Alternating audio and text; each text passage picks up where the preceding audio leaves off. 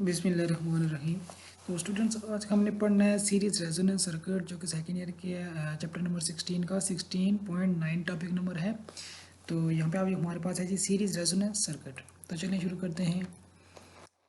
अच्छा जी, तो जैसा कि हमने प्रीवियस जो है टॉपिक्स में देखा था, हमारे पास आर एल सर्किट था और आर सी सीरीज सर्किट थे। तो आज हमने देखना है कि आर एल सी, यानी कि अगर हमने पहले हमारे पास आर सी था या हमारे पास आर एल था, अब हमने दोनों को कंबाइन कर दिया है। ठीक है, तो R L C series circuit हमारे पास क्या होता है?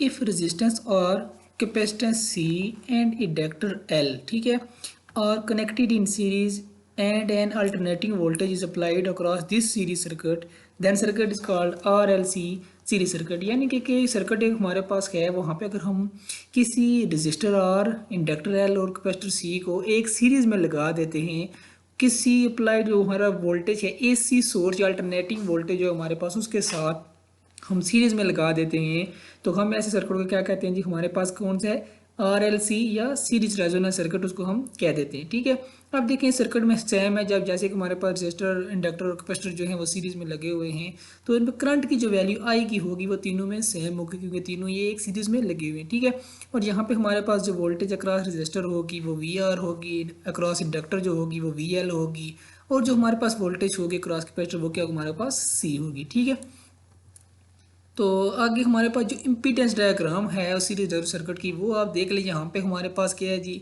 हमें पता था कि कैपेसिटर में जो वोल्टेज थी हमारी वो लैग कर रही थी, करंट हमारा लीड कर रहा था। तो यहाँ पे हमारे पास ये है जी, जब आपने इंडक्टर की बात की थी तो इंडक्टर में हमारे पास वोल्टेज लीड कर रही थी और जो करंट था वो 90 के एंगल के साथ लैग कर रहा था। ठीक है, तो यहाँ पे आपके पास देख लें इम्पीडेंस डायग्राम जो थी हमारे पास, अगर आप ये जो नीचे वाली लाइन है इसको छोड़ देते हैं, तो ये जो आर की वाली लाइन और एक्स वाली जो लाइन है ये हमारे पास इंडक्टर के लिए इम्पीडेंस डायग्राम थी।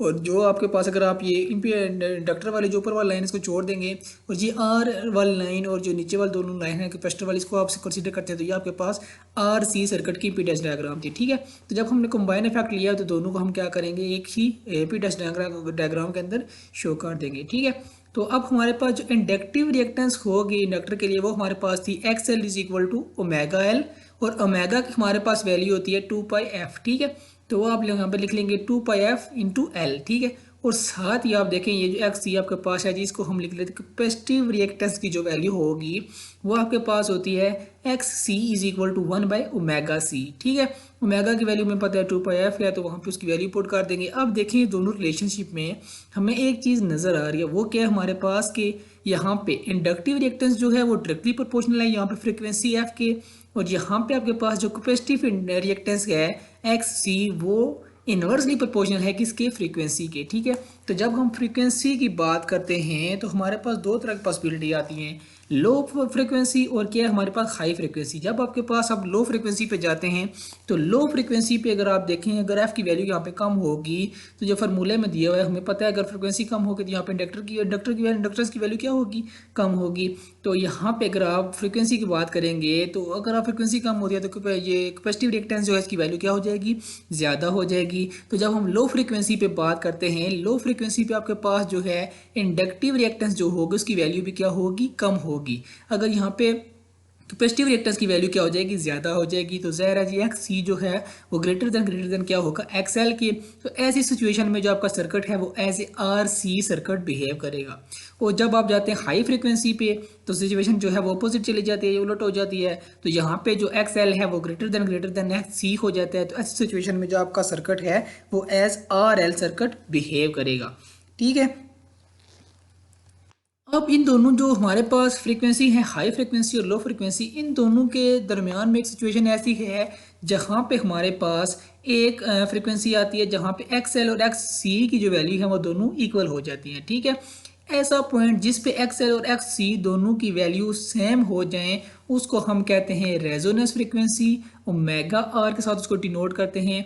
ठीक है, तो ये जो फ्रीक्वेंसी होगी जी आपकी, यहाँ आपने जो इसकी एक्सप्रेशन है इसको जो आपने फाइंड करना है, तो हम देखते हैं उसकी एक्सप्रेशन क्या होगी। एक्सप्रेशन फॉर रेजोनेंस क्या होगी?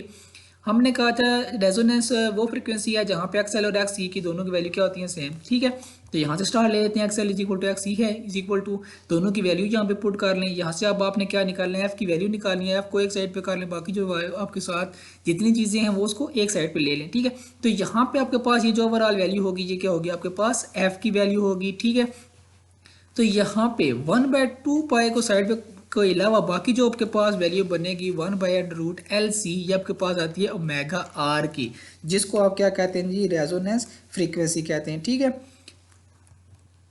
तो नेक्स्ट इस टॉपिक में है जी प्रॉपर्टीज हैं इसकी। तो पहली प्रॉपर्टी है the resonance frequency is given by F R is equal to 1/2 पाई√LC, ये तो हमने डिफाइन कर लिया। ठीक है, दूसरा पॉइंट है जी आपके पास at resonance the impedance of the circuit is only resistive, the current and voltage are in phase, this power factor is 1। ठीक है जी, हमें पता है जी इम्पीडेंस डायग्राम होती है तो वहाँ पे एक्सएल और एक्स सी की जो वैल्यू है वो दोनों को एक दूसरे को क्या कर देती हैं, इक्वल एंड ऑपोजिट होती है, तो दोनों क्या करते हैं एक दूसरे को कैंसिल कर लेंगे। तो ओनली जो रेजिस्टिव कंपोनेंट है वो आपके पास बचेंगे, और कंपोनेंट जो आपके पास करंट एंड वोल्टेज हैं वो इन फेज हैं, जिसका मतलब है करंट और वोल्टेज के दरमियान जो है एंगल वो जीरो का है। तो फार्मूला पावर का आपके पास था P is equal to VI cos theta, तो यहाँ पे थीटा जो है वो 0 डिग्री है।